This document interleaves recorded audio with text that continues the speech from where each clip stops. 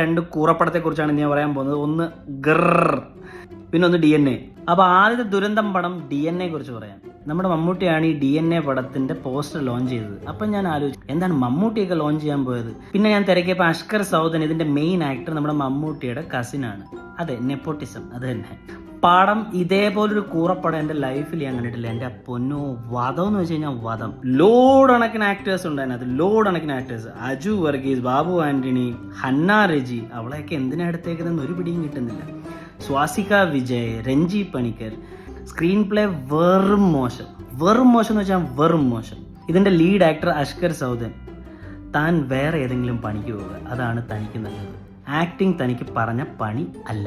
രാജലക്ഷ്മി ഒരു ആംഗിളിൽ നിന്നും ഒരു പോലീസ് ഓഫീസറായിട്ട് നമുക്ക് ഒരിക്കലും ഉൾക്കൊള്ളാൻ പറ്റുന്നില്ല.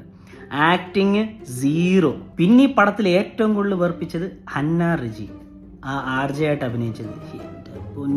അപ്പോൾ ഓവറോൾ ഈ പടത്തെക്കുറിച്ച് പറയാനൊന്നുമില്ല. മ്യൂസിക്കും വളരെ ബോറ്, സിനിമാറ്റോഗ്രാഫി വളരെ ബോറ്. പകുതി സീൻസും ഇരുട്ടിലൊക്കെയാണ് കാണിച്ചിരുന്നത്. പക്ഷേ എനിക്കൊന്ന് ടോർച്ചൊക്കെ വെച്ചിട്ടായിരിക്കും. ലൈറ്റിങ്ങും ഇല്ല, ഒരു കുന്തവും ഇല്ല, ഒരു മണ്ണാങ്കട്ടയില്ല. ഇനി ഇതിന്റെ ഡയറക്ടർ TS സുരേഷ് ബാബു.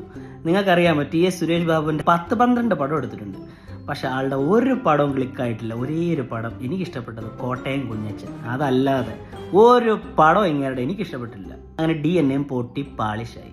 ഗിറിനെ കുറിച്ച് അടുത്ത വീഡിയോ പറയാം. അത് ഇതിനെക്കാട്ടിലും വെറുപ്പീരാ.